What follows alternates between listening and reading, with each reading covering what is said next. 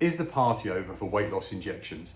Now, I want to make it very clear from the start that this is not a hit piece on weight loss injections. About 80-85% of my clients aren't on jabs and have never used them, and the remaining 15 to 20% of people that I work with are either on them, have come off them, or are coming off them. So the reason I say it's not a hit piece is I see a lot of coaches, as soon as there's a bit of bad news in the press about weight loss injections, they jump on it. And I think that's quite short-sighted. I suspect maybe they're a bit threatened by the injections. But I believe that coaching and injections can work hand in hand, and the rules or the things that help you, whether you're on the jabs or whether you're trying to lose weight without the jabs, apply. They're the same for everybody. So why am I asking the question, is the party over? So there was a study that came out in the British Medical Journal earlier this year, just a few weeks ago, and they found that people that lose weight from weight loss injections, they regain their weight 4 times faster than if they hadn't used the jabs. Now, that means the weight comes back 4 times faster, not that you put on 4 times the amount. Now, what happens when you're on the jabs, or say this is your weight here, and this is your body fat percentage. Now, the weight comes down, so on and so forth. But if you put on the weight 4 times faster, what happens is your body fat percentage ends up a lot higher. Now, the problem with that is that that fat's going to end up around your internal organs. You're going to have a worse body composition, so you're going to look worse. So if you keep doing that, over time, your long-term health is going to get a lot worse because your body fat percentage will become much higher, even if you're the same weight that you were when you started.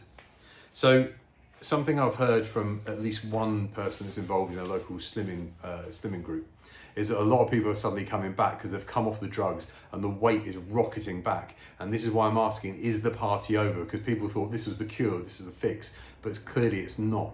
So, why are people coming off the jab? So firstly, cost. Cost has come up a lot. If you're on the higher dose, some people might be paying £350 per month total for the jabs, which is a lot of money. Not everyone wants to pay that forever. Reduced effectiveness. I've seen with a few people where it doesn't work as well as it did in the past. So that means that the hunger's coming back even though they're on them, so they stop taking it. Some people don't want to take a medication forever, which I understand. I was at a nutrition conference in November, and a doctor that was one of the leading doctors talking about it was saying how he thinks people will be on it for life. But people don't want to be on it for life. Some people can't. Like, for example, another reason why people come off it is side effects. Some people just feel really rough while they're on it. You don't want to feel rough forever. Gallbladder concerns and gallstones, this has been pressed a bit in the last couple of weeks as well, that people are finding that there's an increase in a higher likelihood you're going to have your gallbladder removed or get gallstones because of the weight loss jabs. But I think it's misunderstood. It's the speed at which the weight comes down. It's not the weight loss injections themselves. You would potentially have the same risk with bariatric surgery as well, because it's the speed at which the weight comes off. But it's still a concern. Another issue, now, I haven't seen anything in the press about this, and I've got a sample of 2 clients that I've worked with, but people with bad mental health issues like PSD caused by really bad trauma.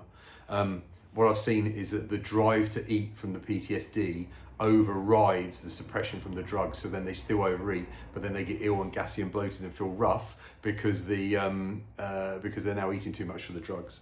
Another reason why people come off them, of course, is that they've reached their goal, right? You know what I mean? Let's not forget, they do work for the vast majority of people.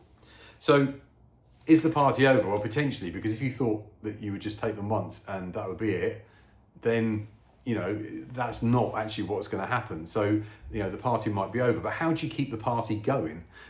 So what helps you keep weight off long term? Now, what I'm going to tell you is this is the same whether you're on the jabs or whether you're losing the weight without the jabs. So firstly, if you've lost a lot of weight, you should reverse diet. So that means don't just go straight back to your maintenance calories. Over the course of a few weeks or a few months, slowly bring your food volume or your calorie volume back up. Now, if you're coming off of the drugs by slowly reducing your dose, you're probably going to do that anyway. But don't just go straight back to eating how you did.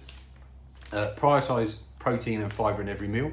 This is when you're on the drugs or losing weight and when you're coming off them. Protein and fiber make you feel fuller for longer. It will help reduce cravings. Loads of other health benefits there as well. Prioritize protein and fiber. Strength training, whether this is doing body workout at home or getting in the gym, you need to build or preserve muscle. If you go back to this thing again, if you've managed to keep hold of more muscle, then this weight, this fat percentage will be less big, less large. So I don't know what the words I'm looking for. But again, lift weights, it will help. So I've got notes here, as you can tell.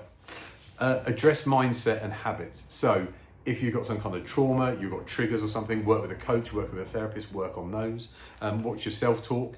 If you say to yourself, oh, it's all going to go wrong, I'm going to put the weight back on, you probably will. So watch your self-talk, because if you're positive, you're more likely to believe in yourself. The example I give, I know it's not the same thing, I'm a cyclist. If you come to a big hill and you look at it and go, oh, this is going to be hard, or it's going to be really hard, guess what? It's going to be hard. If you tell yourself, actually, I've trained, this is good, I've got this, you'll probably be much better off. So, positive self-talk really helps. Another thing that really helps is accountability. So this is where coaching can come in, or maybe get an accountability buddy, or join a slimming group or something. But when you're on the drugs, mate, and even if you're not on the drugs and you're losing weight, again, make sure you're getting fiber and protein. You're not living on junk. You're getting healthier over time. Because again, that will really help. And again, coaching helps here, because even when you're on the drugs, you've got to eat well, but you should do the exercise. You need to look after yourself. You've got to do the strength training. It all helps. So this is where coaching can play a powerful role, and why I think that coaches are threatened by it are wrong. So is the weight loss medication party over, the weight loss jab party over? Well, quite possibly, if you thought that it was a one-time fix. If you don't want to be on them forever, then again, you need to address all those things I've just talked about to give you like a softer landing and an exit strategy, because otherwise long-term, you're going to have to keep taking them or stay on them forever. Again, a bit more about me. I used to be about 4 or 5 stone heavier than I am now, and I've kept it off for about 10 years. I did that before the jabs existed. I now work as a weight loss coach and a personal trainer. I work with people that are looking to lose weight. I work with people that are looking to get fitter and stronger. I work with runners and cyclists and this sort of thing. If you're looking to make a change, whether it's weight loss or not, I can help you. Visit www.simongpt.co.uk to find out more about me. Feel free to comment below or send me a message. I'm always happy to help. I apologise if it's a bit echoey. My microphone didn't want to work today, and I really wanted to get this recorded. But anyway, I hope this is really helpful, and have a great day.